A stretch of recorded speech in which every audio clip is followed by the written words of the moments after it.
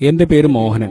ഞാൻ നാഷണൽ പെയിന്റ്സിൽ ജോലി ചെയ്യുന്നു. പരിശുദ്ധ ഖുർആൻ ദൈവം ഇറക്കിയതാണ് എന്ന് നമുക്ക് എങ്ങനെ തെളിയിക്കാൻ സാധിക്കും? ഖുർആൻ ദൈവികമാണെന്ന് എങ്ങനെ തെളിയിക്കാൻ സാധിക്കുമെന്നാണ് സഹോദരൻ ചോദിച്ചത്. സഹോദര, ഖുർആൻ ദൈവിക വചനമാണ് എന്നതിനെക്കുറിച്ച് 2.5 മണിക്കൂറോളം വരുന്നതിന്റെ ഒരു സംവാദമുണ്ട്. ഖുർആൻ ദിവ്യവചനമോ എന്ന ആ DVD സഹോദരന് നൽകാൻ ഞാൻ വളണ്ടിയറോട് ആവശ്യപ്പെടുകയാണ്. സഹോദരന്റെ ചോദ്യത്തിന് ഉത്തരം നൽകണമെങ്കിൽ ഏറ്റവും ചുരുങ്ങിയത് 20 മിനിറ്റെങ്കിലും വേണം. പക്ഷെ സമയം കുറവാണ്. ചുരുങ്ങിയ സമയം കൊണ്ട് സാധിക്കുന്ന ഉത്തരം ഞാൻ നൽകാം. ഖുർആനിൽ വിശ്വസിക്കാത്ത ഒരു നാസ്തികനോട് നമ്മളൊരു സംശയം ചോദിക്കുകയാണെന്ന് സങ്കല്പിക്കുക. അതായത്, അയാൾ കണ്ടിട്ടില്ലാത്ത ഒരു ഉപകരണം അയാളുടെ മുമ്പിൽ വെച്ചുകൊണ്ട് നമ്മൾ ചോദിക്കുന്നു, ഈ ഉപകരണത്തെക്കുറിച്ച് ആർക്കാണ് വ്യക്തമായി വിവരിക്കാൻ സാധിക്കുക? സഹോദരന്റെ മുമ്പിൽ തന്നെയാണ് ആ ഉപകരണം കൊണ്ടുവരുന്നതെന്ന് സങ്കല്പിക്കുക. എന്നിട്ട് സഹോദരനോട് ചോദിക്കപ്പെടുന്നു, ആർക്കാണ് ഈ ഉപകരണത്തെക്കുറിച്ച് വ്യക്തമായി വിവരിക്കാൻ സാധിക്കുക? ആർക്കാണ്? നിർമ്മാതാവിനെന്നത് വളരെ കൃത്യമായ ഉത്തരം. ചിലർ പറയും സംവിധായകനെന്ന്, വേറെ ചിലർ പറയും പ്രൊഡ്യൂസർക്കെന്ന്, മറ്റു ചിലർ പറയും ഉപജ്ഞാതാവിനെന്ന്. ഉത്തരം എന്തായാലും അത് നമ്മുടെ മനസ്സിൽ വെക്കുന്നു. അടുത്ത ചോദ്യം ചോദിക്കുന്നു, എങ്ങനെയാണ് ഈ പ്രപഞ്ചം നിലയിൽ വന്നത്?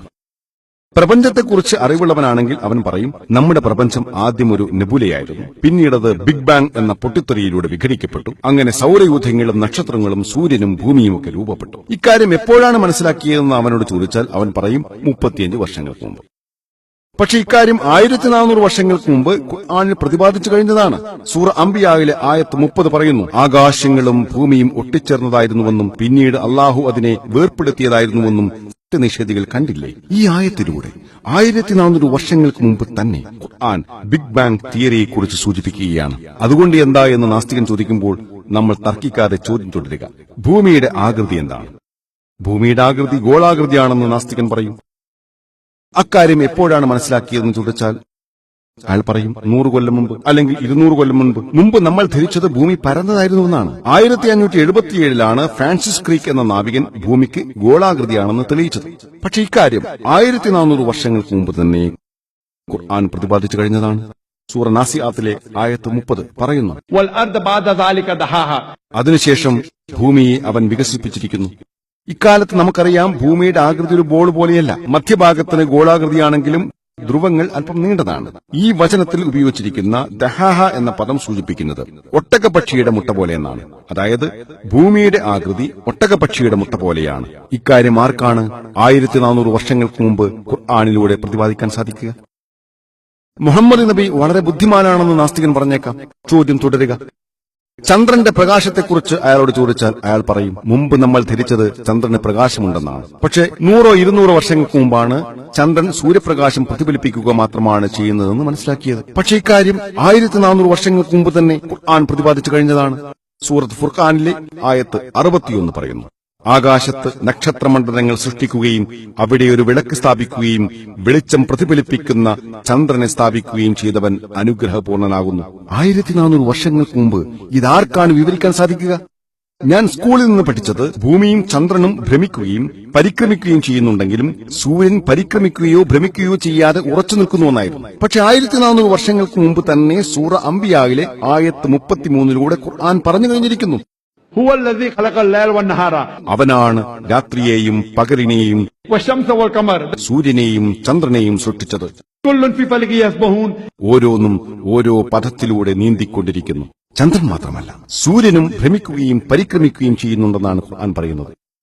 ഈ അടുത്ത കാലത്ത് മാത്രമാണ് സൂര്യൻ ഭ്രമണം പൂർത്തിയാക്കുന്നത് 25 ദിവസം കൊണ്ടാണെന്ന് ശാസ്ത്രജ്ഞരിലൂടെ മനസ്സിലാക്കാൻ നമുക്ക് സാധിച്ചത്. ഇക്കാര്യം 1400 വർഷങ്ങൾക്ക് മുമ്പ് തന്നെ ഖുർആനിലൂടെ വിവരിക്കാൻ ആർക്കാണ് സാധിക്കുക?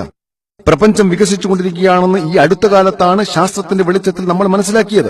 എഡ്വിൻ ഹബിൾ ഇക്കാര്യം പറയുന്നതിന് 1400 വർഷങ്ങൾക്ക് മുമ്പ് ഖുർആൻ ഇക്കാര്യം പറഞ്ഞു കഴിഞ്ഞതാണ്.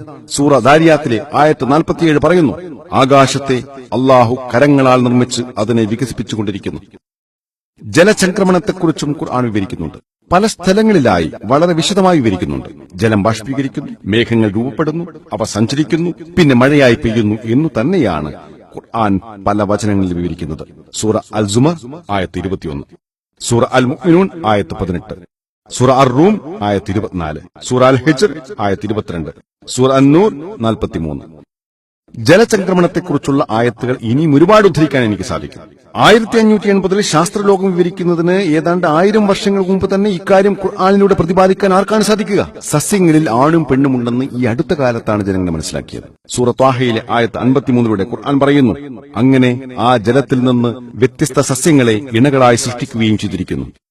ശുദ്ധജലത്തിനും ഉപ്പുജലത്തിനുമിടയിൽ പരസ്പരം ലയിച്ചു ചേരാത്ത വിധം ഒരു തടസ്സമുണ്ടെന്ന് ഈ അടുത്ത കാലത്താണ് ശാസ്ത്രലോകം മനസ്സിലാക്കുന്നത്. സൂറത്ത് റഹ്മാനിലെ ആയത്ത് 19, 20 എന്നിവയിലൂടെ ഖുർആൻ വിവരിച്ചു കഴിഞ്ഞതാണ്. സൂറത്ത് ഫുർഖാനിലെ ആയത്ത് 53 ഖുർആൻ വിവരിച്ചു കഴിഞ്ഞതാണ്.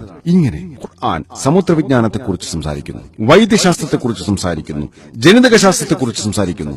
ഇങ്ങനെ എത്ര മണിക്കൂർ നേരം ഞാൻ വിവരിച്ചു കഴിഞ്ഞാലും അവസാനം എനിക്ക് ചോദിക്കാനുള്ളത്, 1400 വർഷങ്ങൾക്ക് മുമ്പ് ഇക്കാര്യങ്ങൾ ആർക്കാണ് ഖുർആനിലൂടെ പ്രസ്താവിക്കാൻ സാധിക്കുക എന്നാണ്. ആർക്കാണ് സാധിക്കുക സഹോദര? സ്രഷ്ടാവിന്, പ്രൊഡ്യൂസർക്ക്, നിർമ്മാതാവിന്. ഈ പ്രൊഡ്യൂസറെയാണ്, ഈ നിർമ്മാതാവിനെയാണ്, ഈ സ്രഷ്ടാവിനെയാണ് മുസ്ലിങ്ങൾ ദൈവമെന്ന് വിളിക്കുന്നത്. ഈ ഖുർആൻ ശാസ്ത്രീയമായി ദൈവത്തിൽ നിന്നുള്ളതാണെന്ന് തെളിയിക്കാൻ സാധിക്കും. ഖുർആൻ ദിവ്യ വെളിപാടുകളായതുകൊണ്ട് അതിന് ശാസ്ത്ര നിഗമനങ്ങളെക്കാൾ മഹത്വമുണ്ട്. ശാസ്ത്ര നിഗമനങ്ങൾ പലതും പിന്നീട് തിരുത്തപ്പെടാം. അതുകൊണ്ട് തന്നെ പലരും അവലംബിക്കുന്ന ശാസ്ത്രത്തെക്കാൾ ഞാൻ അവലംബമാക്കുന്നത് ഖുർആനെയാണ്. പലരും അവലംബിക്കുന്ന ശാസ്ത്രത്തെ മാനദണ്ഡമാക്കിക്കൊണ്ട് തന്നെ ഖുർആൻ ദൈവികമാണെന്നും അവസാനത്തെ വെളിപാടാണെന്നും നമുക്ക് തെളിയിക്കാൻ സാധിക്കും. കൂടുതൽ വിവരങ്ങൾക്ക് എന്റെ ഖുർആൻ ദിവ്യവചന